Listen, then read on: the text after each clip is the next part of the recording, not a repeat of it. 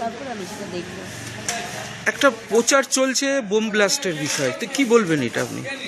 Bomb blast হয়েছে, তবে আমার বাড়ির সামনে হয়নি, 14 নম্বর ওয়ার্ডে হয়েছে। দুজন খুব ইনজিওর্ড হয়েছে আর 7 জন হসপিটালে অ্যাডমিট হতে হয়েছিল। তারা এখনও 2জন হসপিটালেই আছে। তারা কি পার্টি কর্মী আপনার? হ্যাঁ। আচ্ছা, পোস্ট পোল ভাইলেন্সটা এখন চলছেই, এটা নিয়ে কি বলেন? হঠাৎ করে রাতারাতি কেউ আবির মেখে তৃণমূল থেকে বিজেপি হয়ে গেছেন, তাই তাদের তো যদি আজকে তৃণমূল জিততো হয়তো কত মৃত্যু হতো, এটা তো হয়নি।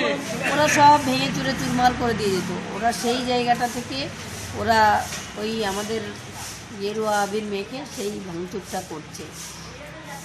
কোনো আপনি কি প্রশাসনের সঙ্গে কি যোগাযোগ করেছেন?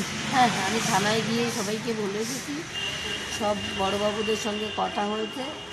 যারা অপরাধী তাদের জন্য খোলা হাতে ওনারা অন্যায়কে অন্যায় বলে সেটা ওনারা কাজ করতে পারেন, সেটা আমি বলে এসেছি।